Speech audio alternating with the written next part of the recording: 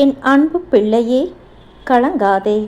பல நாட்களாக மன நிம்மதி இழந்து எத்தனையோ சோதனைகளையும் வேதனைகளையும் நீ கடந்து வந்திருப்பதை உன் கந்தன் அறிவேன். நமக்கு உதவ யாருமே இல்லையே என்று நீ ஏங்கி தவித்த தருணங்களில் நான் எப்போதும் உன்னோடுதான் இருந்தேன். இதோ இன்று உன் பிரச்சனைகளுக்கு தீர்வு காணவும் உனக்கு நல்வழி காட்டவும் நான் வந்துவிட்டேன்.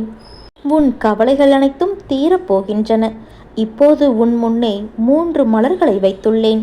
இந்த 3ம் என் அருளை உனக்கு கொண்டு சேர்க்கும் தூதுவர்கள். உன் மனதை ஒருமுகப்படுத்தி முருகனாகிய என்னை நினைத்து இந்த 3இல் உனக்கு அதிகம் பிடித்த ஒரே ஒரு மலரை மட்டும் நீ தொட்டிருக்கின்றாய். நீ தேர்ந்தெடுக்கும் மலர் உன் வாழ்க்கைக்கான தீர்வை சொல்லும். என் அன்பு பிள்ளையே, நீ இந்த சிவப்பு ரோஜா மலரை தேர்ந்தெடுத்திருந்தால் உனக்கு தேவைப்படுவது எல்லாம் தைரியமும் தன்னம்பிக்கையும் தான். ரோஜா இதழ்களைப் போல உன் வாழ்க்கை அழகாக இருக்க வேண்டும் என்று நீ ஆசைப்பட்டாலும் அதன் முட்களைப் போல பிரச்சனைகள் உன்னை சூழ்ந்து அச்சுறுத்துகின்றன. நம்மால் முடியுமா என்ற சந்தேகம் உன் நிம்மதியை கெடுக்கிறது. பயப்படாதே, என் சக்தி வாய்ந்த வேல் உன் பயத்தை வேரோடு அறுக்கும். உன் உழைப்பிற்கும் நேர்மைக்கும் தகுந்த பலனை நான் உனக்கு தருவேன். உன் எதிர்ப்புகள் அனைத்தும் தூளாகும். நம்பிக்கையோடு உன் கடமைகளை நீ செய். வெற்றி உனதே. நீ இந்த தாமரை மலரை தேர்ந்தெடுத்திருந்தால் தாமரை சேற்றில் பிறந்தாலும் சேற்றின் கரையை தன்மேல் வைத்து கொள்ளாது. அதே போல உன் குடும்பத்திலோ நீ வேலை செய்யும் இடத்திலோ உன்னை சுற்றி குழப்பங்களும் எதிர்மறை எண்ணங்களும் இருக்கலாம். நல்லதே நடக்காதா என்ற ஆதங்கம் உனக்கு இருக்கிறது. உன் நிம்மதி இழப்புக்கான தீர்வு பொறுமை, தியானம். சேற்றின் நடுவே தாமரை மலர்வது போல இந்த சோதனைகளுக்கு நடுவிலும் நீ உயர்ந்து நிற்கப் போகிறாய். கவலைப்படாதே தங்கமே, உன் குடும்பத்தில் அமைதியும் நிம்மதியும் குடியேறும். உன் பிரச்சனைகளை என் பாதத்தில் இறக்கி வைத்துவிட்டு அமைதியாக இரு.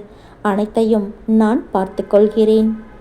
நீ இந்த மஞ்சள் சாமந்தி மலரை தேர்ந்தெடுத்திருந்தால் மங்களமும் வெற்றியும் உன் வாசலை தேடி வரப்போகின்றன.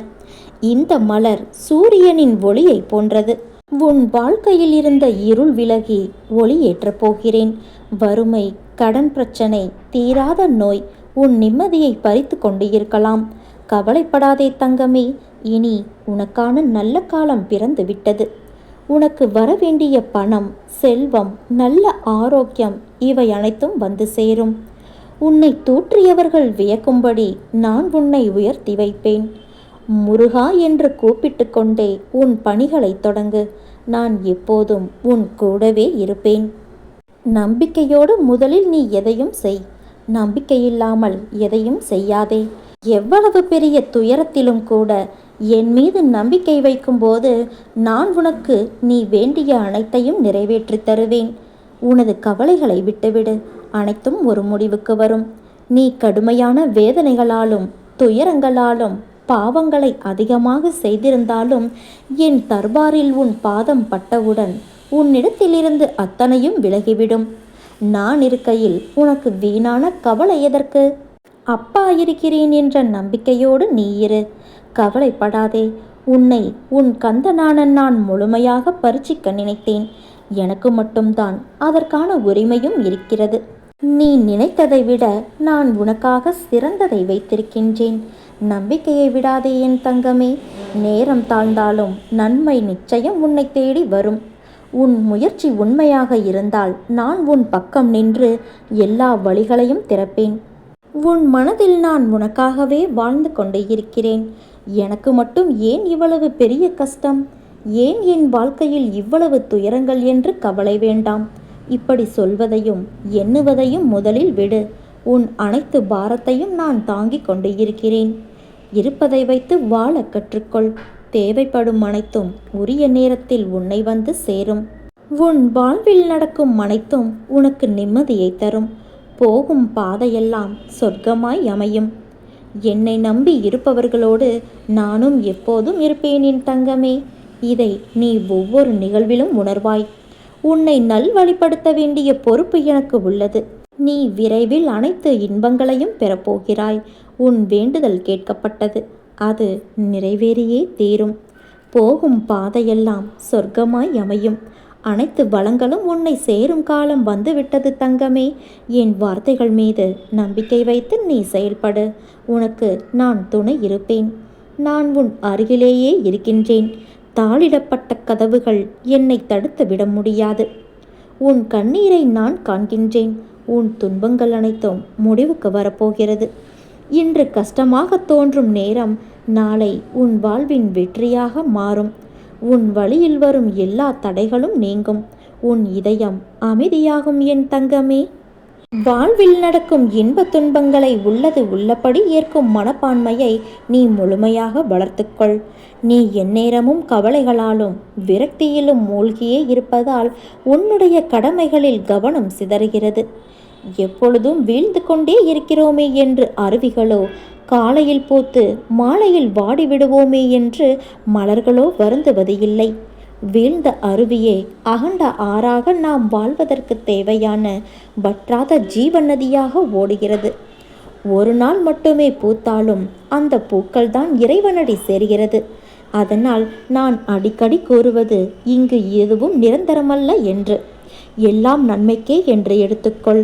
இவ்வுலகம் நம்மை எப்படி பார்க்குமோ என்று வருந்தாதே. இங்கு உள்ளவர்களின் பார்வைக்கு விளக்கம் அளிக்க முடியாது. சிலர் உன்னை திமிரு பிடித்தவர், கெட்ட எண்ணம் உடையவர் என்றும், சிலர் உன்னை அற்புதமானவர், அன்பானவர் என்றும் கூறுவார்கள். யார் எதை கூறினாலும் நீ உன் வாழ்வில் நேர்மையாகவும் உண்மையாகவும் இரு. உன் உழைப்பு என்றும் வீணாகாது. வாழ்க்கையில் முன்னேற வேண்டுமானால் உன்னை பற்றிய மற்றவர்களின் மதிப்பீடுகளிலிருந்து உன்னை மேம்படுத்த தேவையானதை மட்டும் எடுத்துக்கொள்ள வேண்டும். மற்றதை கவனத்தில் எடுத்துக்கொள்ளாதே. தேவையற்ற வீண் சொற்களை மனதிலிருந்து அழித்துவிடு. அந்த சொற்களை மனதில் தேக்கி வைத்து உன் வளர்ச்சிக்கு நீயே தடையாக இருக்காதே.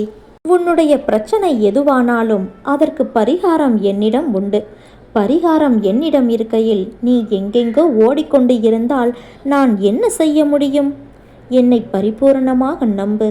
உன் உடல், மனம், செல்வத்தை என் பாதத்தில் வை. உன்னை விட்டு நான் எங்கே செல்வேன்?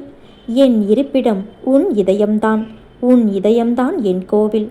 நீ எந்த மலரை தேர்ந்தெடுத்திருந்தாலும் சரி, என் ஆசி உனக்கு எப்போதும் உண்டு.